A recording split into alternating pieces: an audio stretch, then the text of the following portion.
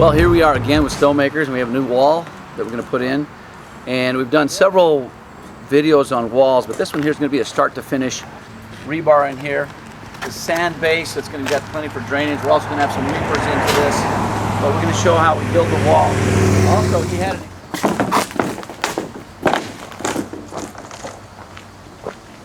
I would say an average of, this is going to be about 4 foot high or just under that. And on this side we have just a little under that, 4 foot, probably about 3.5. Truck got here, we put in the wall builder already. Remember, 1 gallon to 1 yard. 1 gallon to 1 yard, okay? And what we're doing right here, we put the chemical already in there. We let that thing sit around inside that mix about 70 revs. And now it's all done, we're ready to pour that concrete out. Now the concrete got here probably around a 2. We checked it out. You always check the concrete before you put the wall builder in there. We checked it. It's at about a 2.5, close to 2.5, 3. And actually, when you put the wall builder in, it's going to take it about a half a slump up. It almost works like a plasticizer. Kind of sets it down a little bit. You get a little bit more fluidity inside the concrete. So it's really effective being able to put it on the ground there, right, Flip? Yes, sir. And then put it on there. That's the base. Now we don't put any more on top of that because it kind of slumps down. So what you do, your first course, and then you just stretch it out.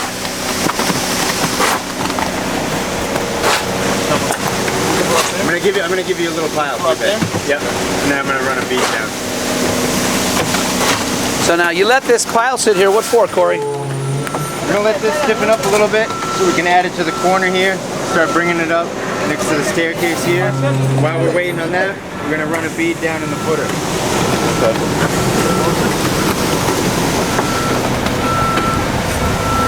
Almost looks a little wet, but it stacks really nice. Is it better to have it a little bit more wet like this or drier? A little wet like this is actually the best. So it does, a little wet like this doesn't hurt. Maybe No. a 3-inch slump actually gives you a little more time, right? Absolutely.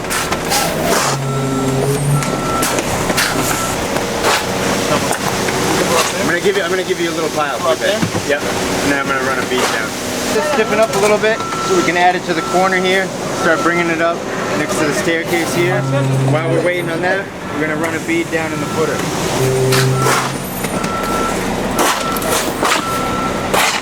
Or into it. They should have this wall done in maybe a few hours. You have a very easy way that you want to slump and really slump and fall down. They're going to leave this sit here. Eventually you have a pyramid, and when you try to stack on the side of that, it doesn't stick. So you want the concrete to stack from the bottom up, so it's all solid. You're not adding to the outside. No air pockets, that's another reason. A lot of engineers are always worried about the form and that you didn't use forms, so there's air pockets in it.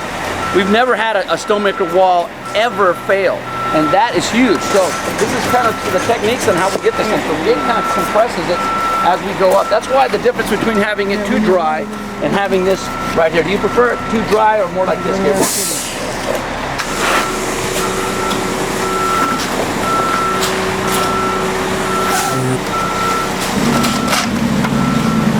Pyramidally kind of scraping that up. They're not touching the inside. They want to make sure that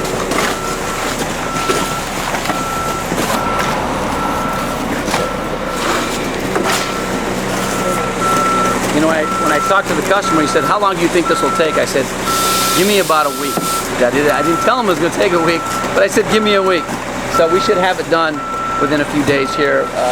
One day to, well, this morning to prep. They prepped it this morning, and concrete here by 12. We should have it all done, both sides of the wall, probably by the evening. I'd say about 4 or 5 o'clock we should have it all done, and then come tomorrow in the morning and do the coloring, clean up, and we're out of here. I think the big question is, how did anybody ever come up with this? Why would you just throw concrete on the ground and then think you were actually going to make a wall out of it? To try that, that's pretty much the craziest part of it. Because most people, they use the forms or they use form liners, whatever. This is totally, completely outside the box. So, what we're doing now is we have the inside setting up real nice. The truck's still, nice and wet inside there. We got most of it on the ground. I think we got about 6-7 yards on the ground. And it's about 13 minutes into the pour. So we're 13 minutes into the pour, and this is how much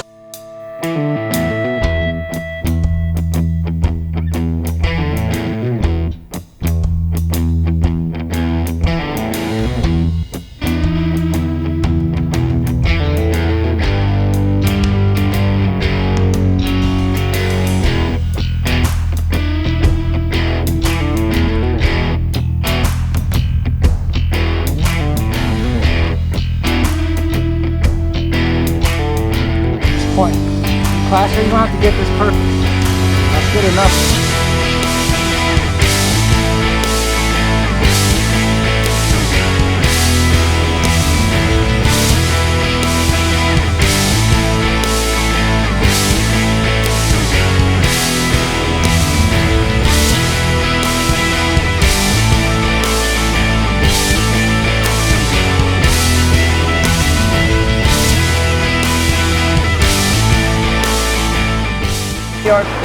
They did about 20 yards of concrete, including 2 walls, and they set the other truck far back. So we put 10 yards, and they added about 9 yards. The biggest thing that I'm going to tell you right now that's going to make the difference between you and finishing these walls is that you follow through.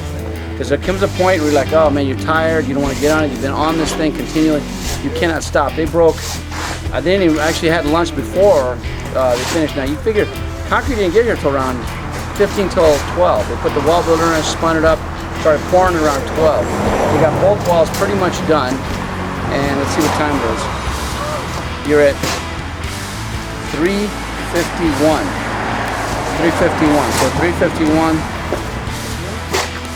There it is, and that's about almost 4 hours. So almost 2 hours per wall, and we had a break in between there, but pretty much been going straight at it. The wall on this side is all carved and ready to go.